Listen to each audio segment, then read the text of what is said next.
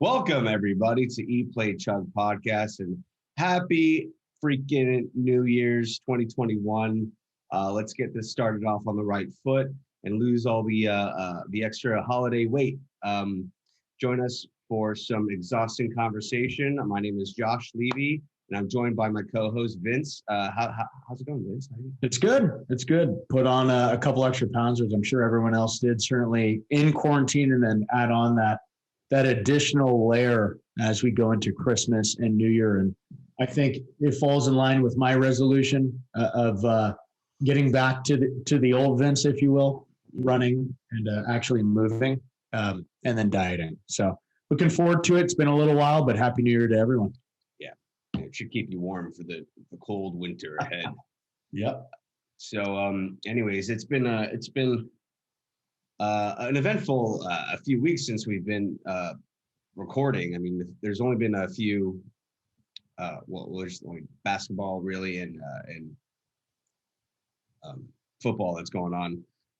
And to kickstart our conversation, I just want to talk real quick about basketball and the hottest story in basketball right now, or the most interesting in my opinion, was Steph Curry getting called out by what's his name, Channing Frye.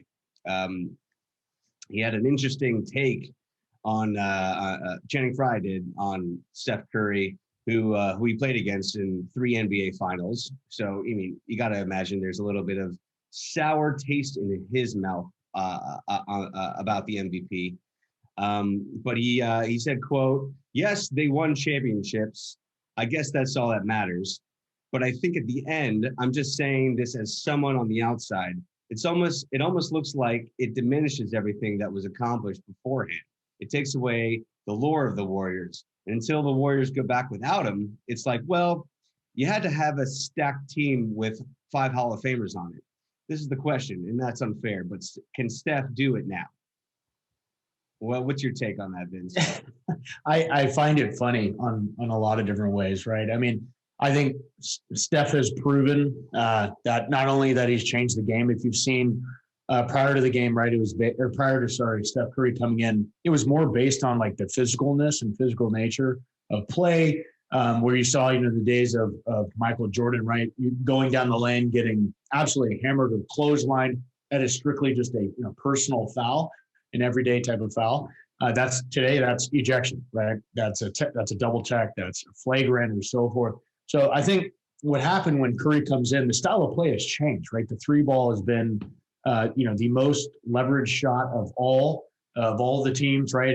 They're shooting more threes than ever shot before. The style has also changed from being a more physical game, from say the down low on the block, to now this more free flowing in rhythm, spacing out, and then shooting a 3-point ball. So it's more based on say skill.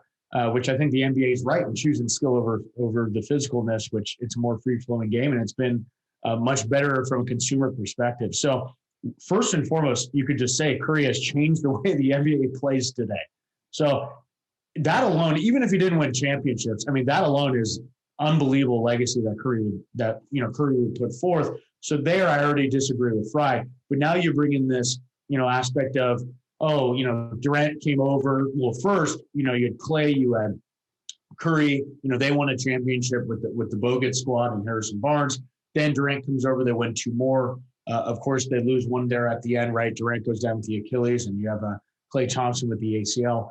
But it just makes no sense to me, because it's following the same format that LeBron, put forth in regards to the Heat when Chris Bosh and Dwayne Wade and LeBron all joined there. It's the exact same tactic of doing this, big 3, right? Where teams have done big 4s. And it's, the Warriors drafted Draymond. They drafted Clay. They drafted Curry. They signed Durant as a free agent, where you have, someone like Frye, who's obviously Team LeBron. LeBron is basically going to, organizations and bringing people there without drafting them, bringing, if you will, his squad of, say, at that time, right, Wade and Bosh and so forth. So I just think all this slander on Curry is completely uncalled for, where he's a fantastic, ambassador for the game. He means all the right things.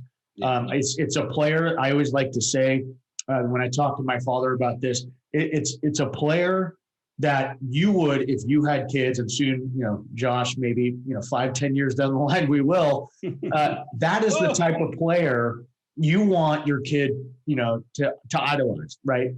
To look at, to really follow in their footsteps. I would say the same as like a Buster Posey, right? Those types of people, just because they hold great value, they are not about themselves. They are respectful to the game. They're respectful to other people, and really, like I said, they're not selfish. They're not looking inward, they're looking outward. And I think to come and have all this slander on the standpoint of not only the game of what Curry is doing, which I've talked about, but then, kind of attack him personally on how he has to do this or his legacy is tarnished. I think it's just kind of a statement that really, falls on deaf ears. Yeah. I mean, if my kid had a poster in his room of Steph Curry, I mean, I would have no problem with it. Now, if he had a poster of LeBron James, I'd tear it down. And it's weird that, Channing Frye actually compared him to LeBron James. Yeah. In a tweet, he said that speaking of Curry, he said he's had the same compadres, the three amigos, for what is it now, 6-7 years, maybe longer than that, right? So Bron, he never had a teammate for more than 4 years other than James Jones. And tweet. I can't, does he understand that he basically bought his own teammates? Whereas are you not going to reward a good franchise for drafting and developing good players? I mean, you can say that Kevin Durant was purchased, or you can just say that Kevin Durant wanted to go to a good team. LeBron James, in contrast, basically goes to play with a star player, which you could say granted, but then he buys more players. That's exactly what he does. If you just think about just the offseason, so the trade with Anthony Davis. Anthony Davis is part of Clutch Sports, right? LeBron is obviously very close to that. LeBron is obviously part of it. But then look at the offseason.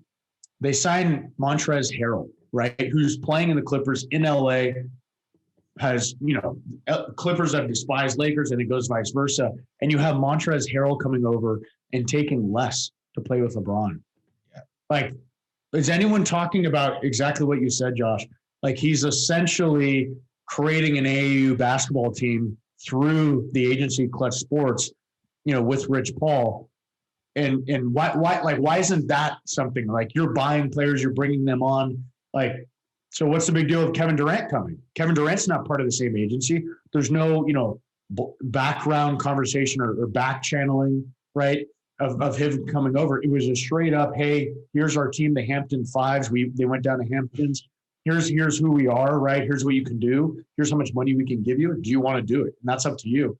Whereas like the Clutch Sports regime is, hey, everyone come here. We'll get you paid. We'll get you big contracts. You win championships.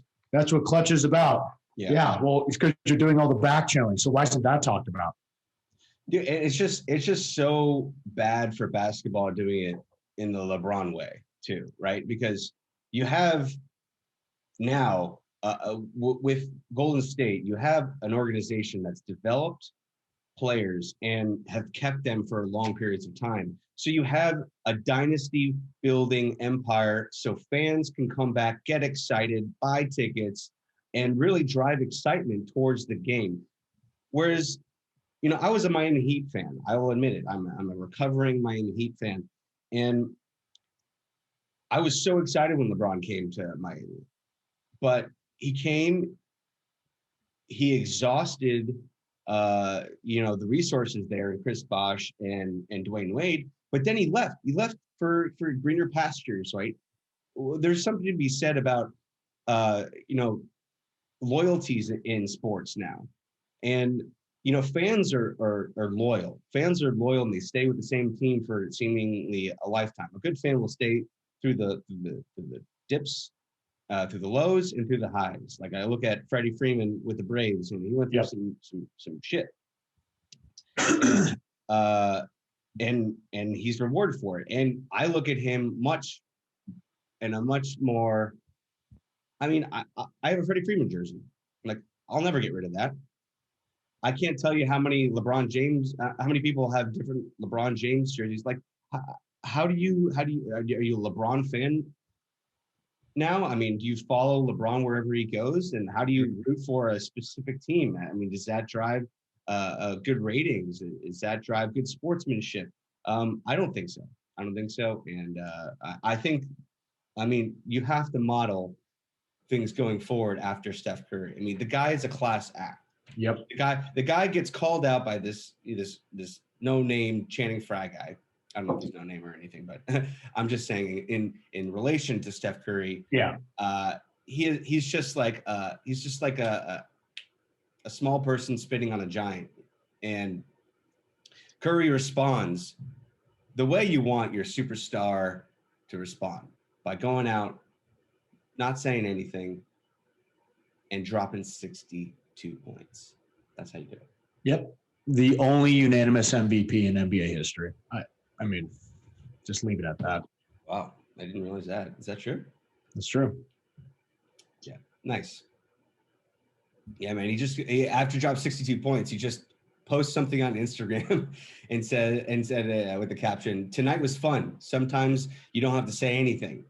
Stay present, stay in the moment, and have fun. All glory to God." I mean, what else is there? Right? That's something that was pretty funny that he did too is that he used a line from the MJ documentary. I took it personally, and people were sending out the memes with his head on Jordan's face and sick, yeah, and saying that whole thing. Yeah, and obviously he did. I know he was stating before that he didn't actually listen to the slander, but if this is, if you will, like that, the new Curry, right? I think like Kobe, right? Remade himself, right? As he changed the numbers 8 to 24, like he changed, who he was and kind of his new Mamba mentality, right? If Curry wants to use this now as kind of the next move of going into more of a ruthless and aggressive competitor, and not taking, the BS of the media and some of these retired people sitting on the couch talking about how, he screwed up the game or, if he's not as good or, having people come over to the Warriors as discrediting championships. I want to see it and I love it. And I hope he continues to do it. The last couple of days, right? We're only 7 games, right? Or 8 games into the season. But the last 3 games when Draymond has come back, they've actually started to initiate the offense through Curry and let Curry be really aggressive where, right, in the big 62-point game, I think he shot 31 shots. He had 19 free throws. That's the type of aggressiveness. And if this is the new Curry, I think this is only going to make the NBA even better. Oh man, that would be exciting. Hell yeah. Very. I could get into a more aggressive Steph Curry, just like to the point where he's dropping 50 a game, like lobbing shots over his shoulder from the half court line and just is going in. That'd be great. That'd be great. Yeah, I would love to see him average, 37, 35.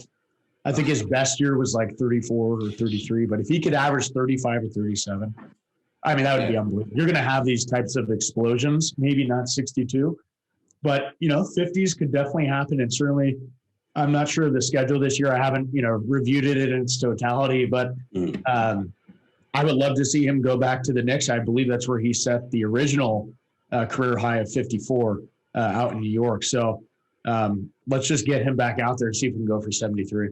Yeah, and I think you're right though. He does have this like.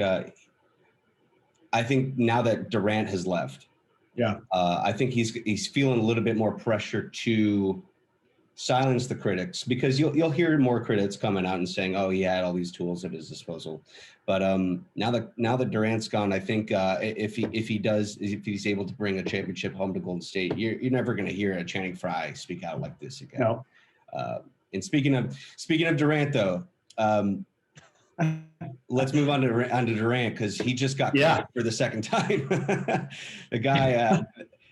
I mean, God damn, man, the CDC. They said God, I don't know where to start with this because my frustration is boiling up. The CDC has said they have no idea whether or not the proteins that help fight off infections from the antibodies that you get from having COVID for the first time will actually prevent you from, like, they don't know how long it's going to last, or if it's actually like going to help at all, right? Yep. They can't really give us any information, but it really like drives a spirit of the heart of all sports fans, I think, when you see someone like a high profile player like Kevin Durant catching COVID for the second time. Mm-hmm. Not only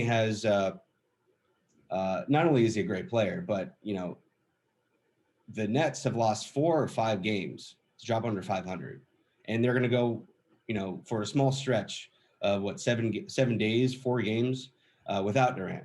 Yep. And as long as like he continues to test negative. So who knows if he's going to be out for longer? Because I don't know if you saw that tweet by Elon Musk. I know this is a little side tangent, but he had 4 tests in one day. He took 4 COVID tests in one day. 2 came back positive, 2 came back negative. And his tweet was just like, what the hell, guys? There's something wrong here. So I don't know. I don't know if Durant if this is a false positive. I'm sure he's being tested regularly. Yeah.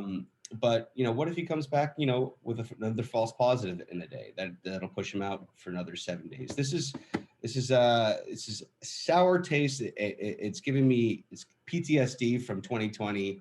I don't know, Van. What do you think? What are your thoughts? There's a lot to unwrap there, right? There's, I guess the beginning of it is, the NBA played in a bubble previously, right? So they could understand who's in, who's out, who's violating, the rules or whatever. They can understand all that. They could test all the time. Like I said, they understood from media, from an NBA, whoever it was, they could understand who's coming in, who's coming out, what they're doing. Now it's more of, right, you have these different teams, they're traveling on planes, they're taking buses, they're, in the public, they're hanging out with family members, I believe right. So there's a lot more variables now where they're kind of on the level, or no, not kind of, they're on the level of what the NFL has been doing. The NFL has always taken the stance of, hey, it's going to happen, right? It's going to happen. Here's what we're going to do. We move a game back to week 18. They have not done that yet, but, these are the things they were thinking of.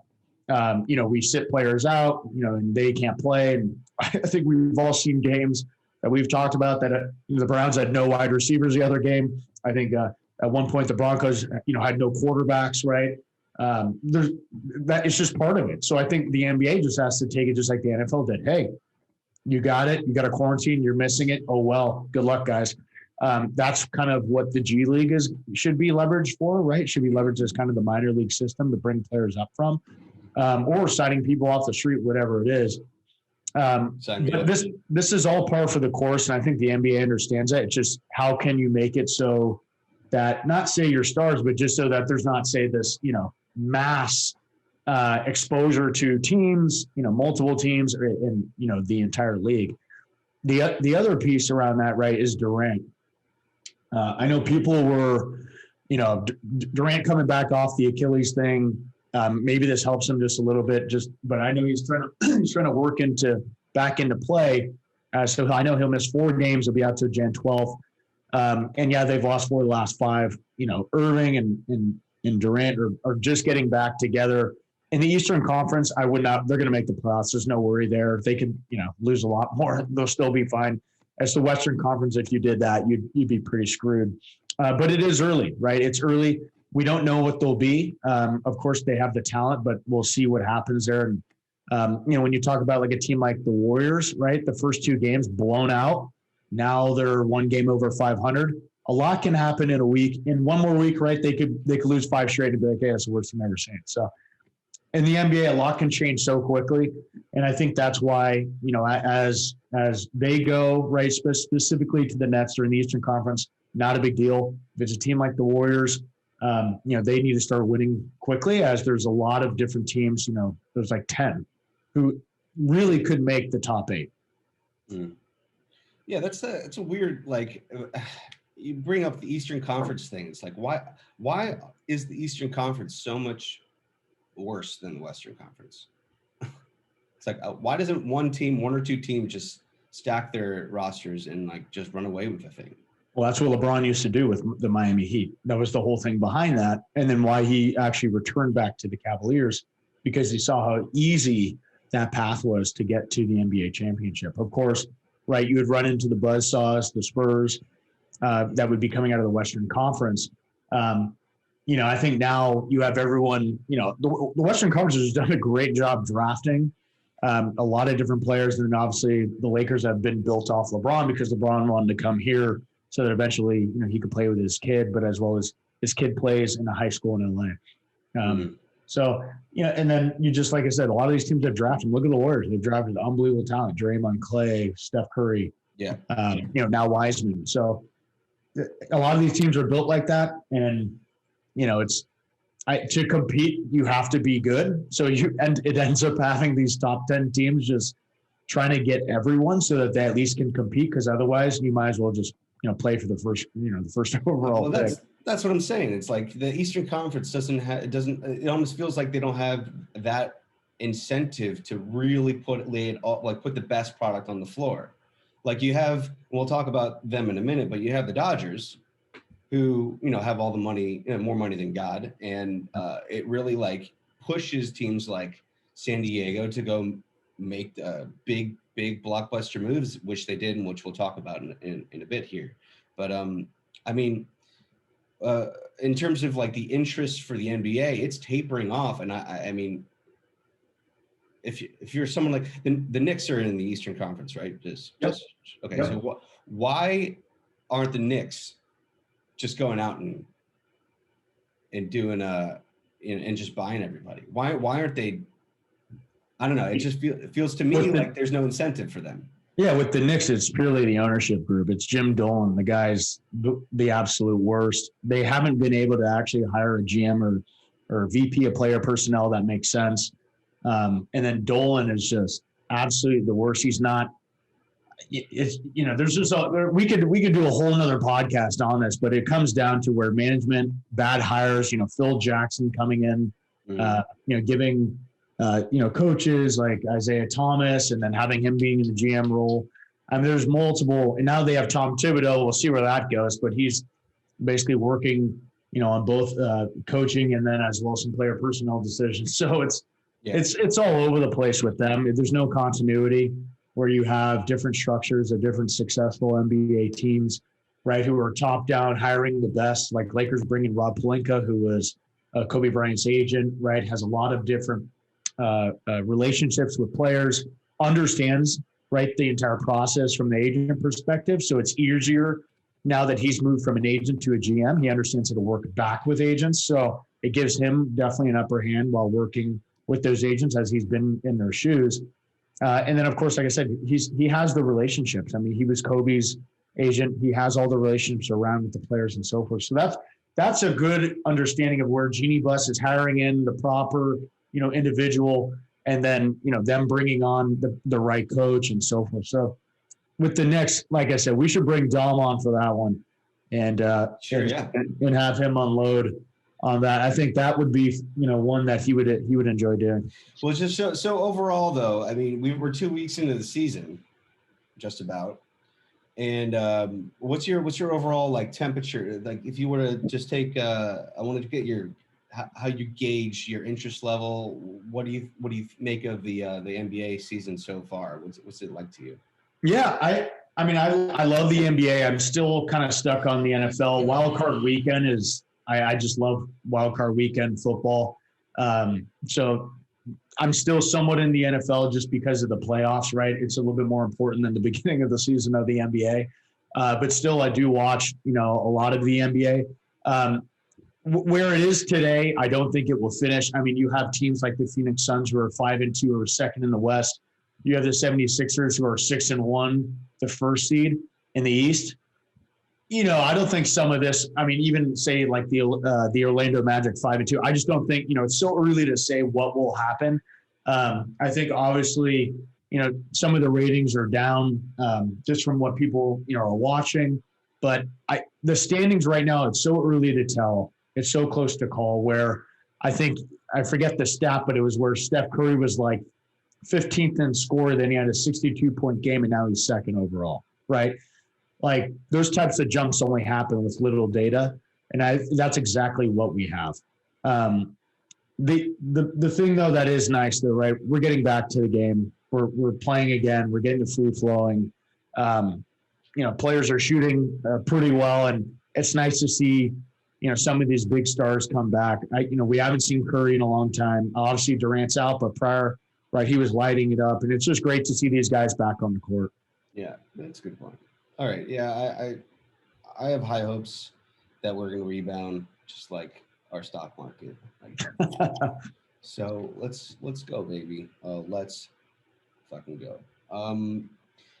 So moving on to baseball, we briefly talked about interest, and I'm pretty interested in what the Padres are doing this offseason. It's been relatively a slow offseason. The Braves kind of struck first, signing a few pitchers, but the Padres are still in the headlines. I mean, they made some huge moves, and they didn't give up any of their top 5 prospects. Yep.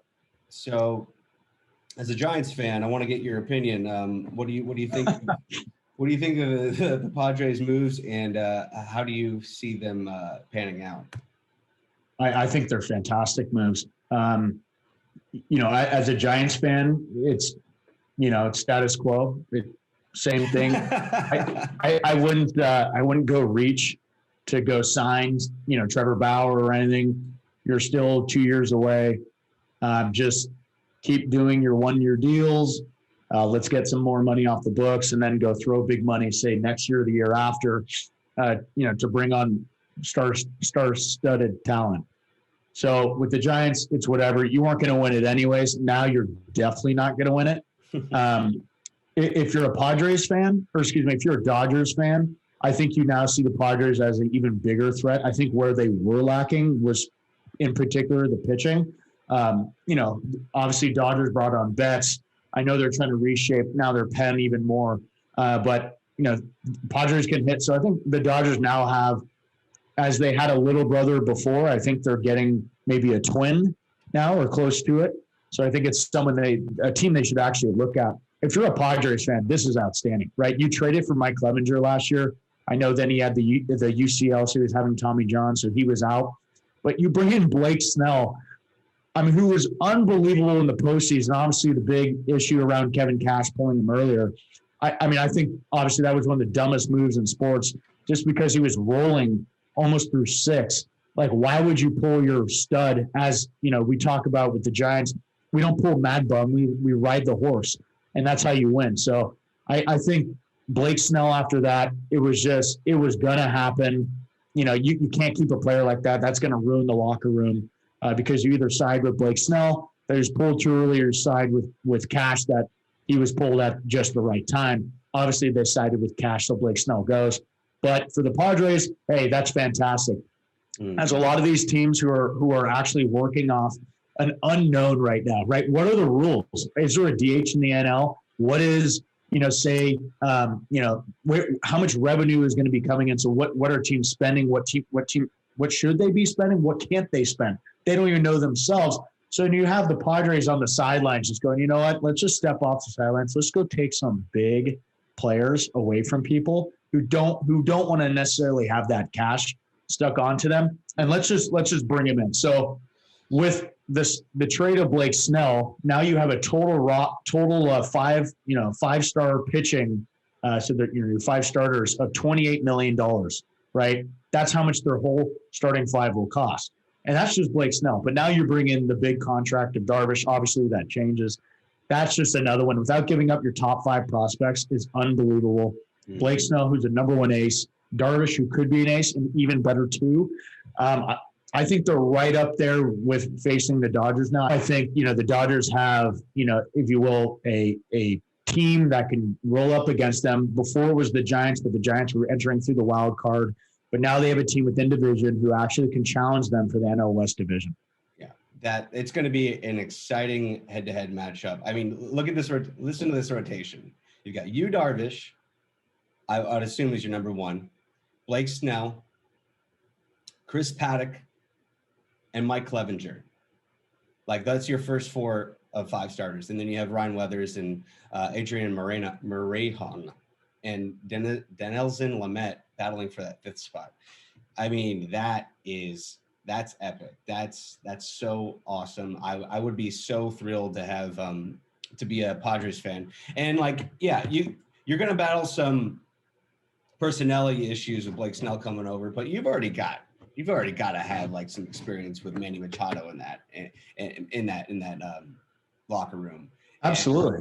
And Tatis. Oh my God. And Tatis in there.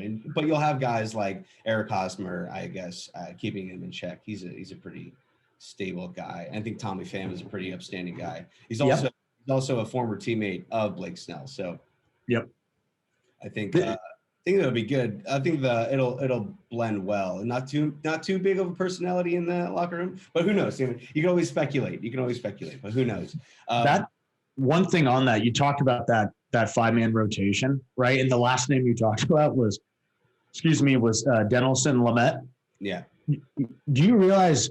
So he could be their 5. He could be out of bullpen. Last year, he was 3-1 with a 2.09 ERA, 69 innings pitched, and 93 strikeouts with a .86 WHIP. That's how deep the Padres pitching is now. That's arguably your 5th. I mean, that is unbelievable. I know Clevenger, I think, right, he's going to be coming back. He's got the Tommy John piece. I think he might miss this whole next year. I have to double-check that. But if he is, then this guy slides right in. And this guy's throwing strikes and obviously striking people out. Well, they do have questions from the back of the bullpen. Obviously, they have a True Palmer is closing out games, but like if that was their. So I went around some Padres blogs and I was looking for what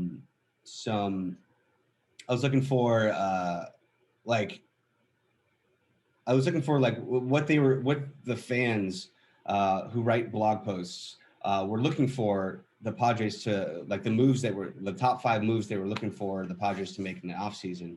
And the list was number 1 on top of the list was address the back of the bullpen, which they still have yet to do, but they might have done it by getting 2 star-studded pitchers and potentially moving Denelson Lamet to the bullpen, is what you're saying? Well, Clevenger is out for 2021, so I think Lamet will slide in there. Oh, okay. But just speaking to, like you've talked about, right, the depth of that, those players can then move in to the bullpen, or maybe even you make a 6-man rotation just to save them for the long haul. Maybe, yeah. So they might still have that, work to do. I can see them making an in-season move to bolster the bullpen if they're in a good spot. It's particularly because they still have their prospects, and so the other ones were number 2 was address the depth at second base, and they did just sign somebody out of the KBO who's a pretty decent second base prospect. What's his name? What is his name? Kim Haseon Kim. Yeah, Haseon Kim.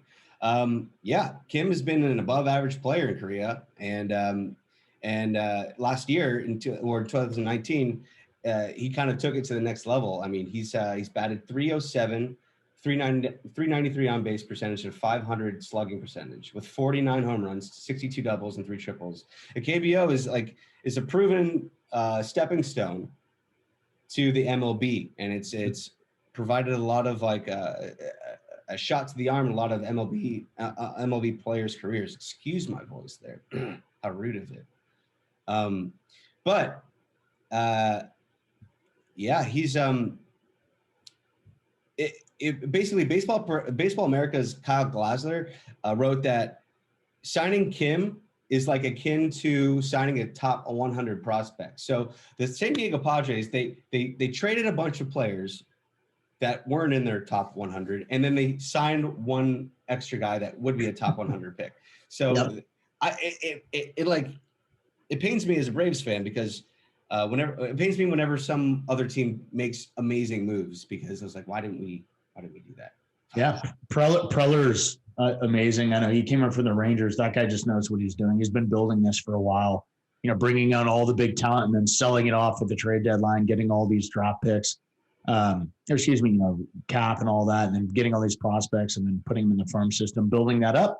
So now he can make trades like he just did to get Blake Snell and Darvish with those ones, trades he made, say, 3 or 4 years ago. Kim is unbelievable. And I think you mentioned one piece about the KBO, right? There's been some players that have come, really they go there to reinvent themselves and come back. Eric Thames comes to mind, where he comes back and plays for the Brewers, and hits over 40 home runs for them. I know there's others like Josh Windblom, and I know Dan Straley is one that I'm high on coming back from the KBO. He actually had an unbelievable K9 ratio. That's one that I want the Giants to sign. I think he's low risk, high reward. He was pitching, I believe, for the A's when he first started, but went to the KBO and had a great K9 ratio and as well ERA. So that's one I would love the Giants to sign.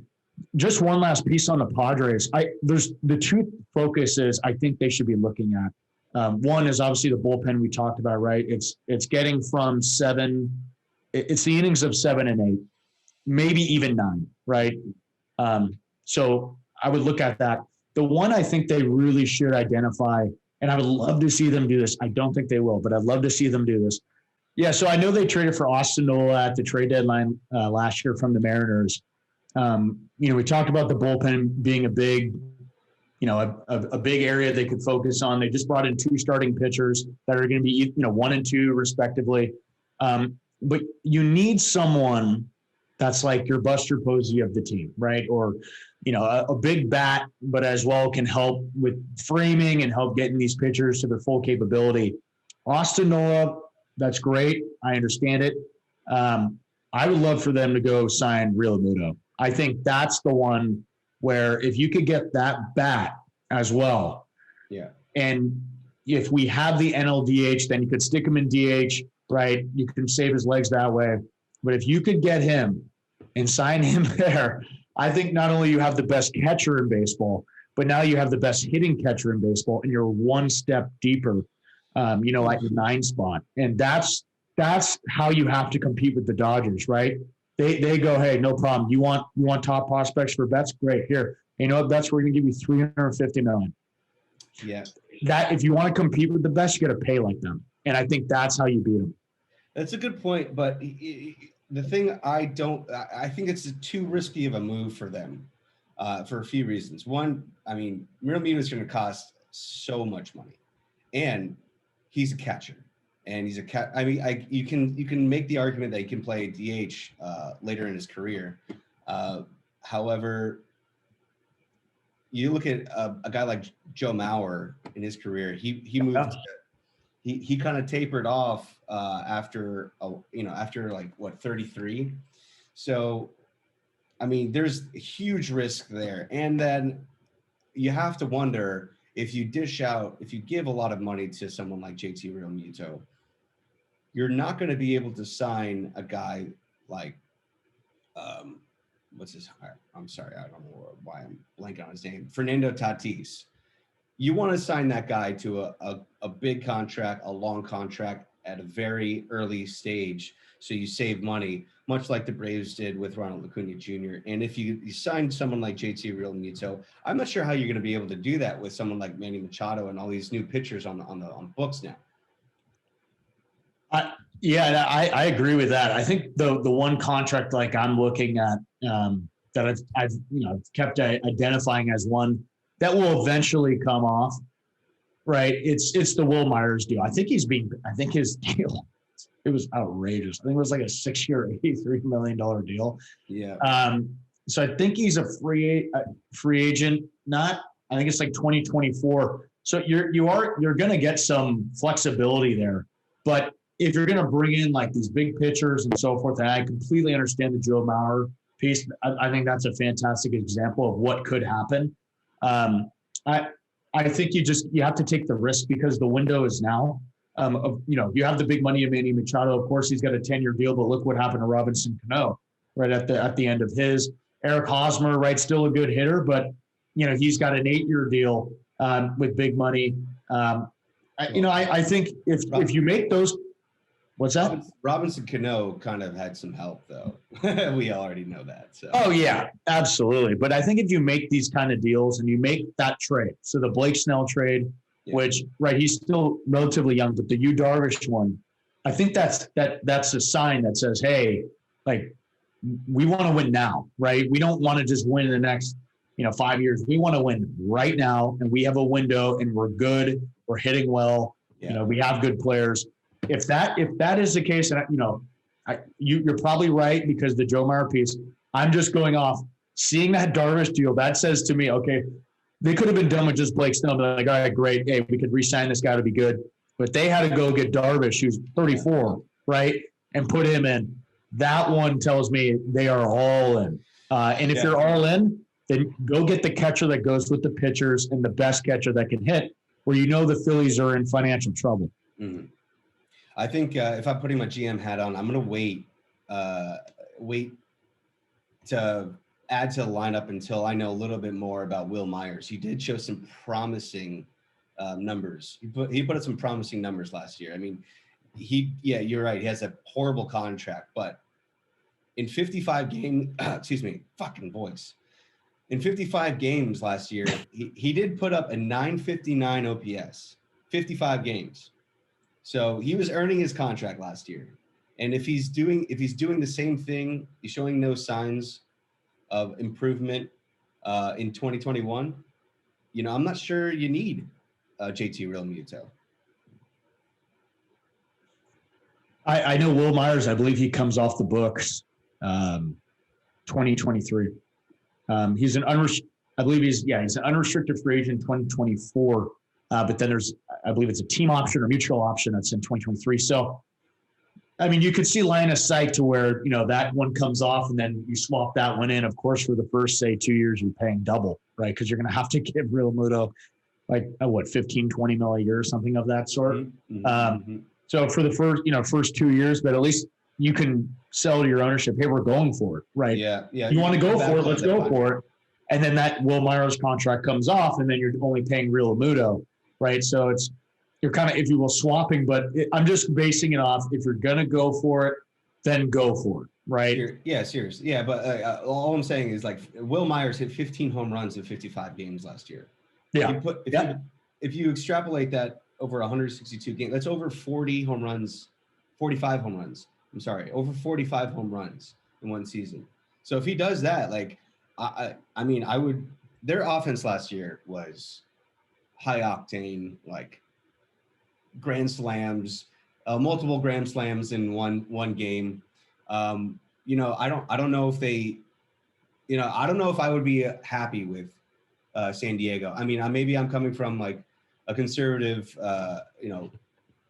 fans perspective from the Braves, who never like to dish out long-term, contracts. So that's my exposure to, a front office and how a front office runs.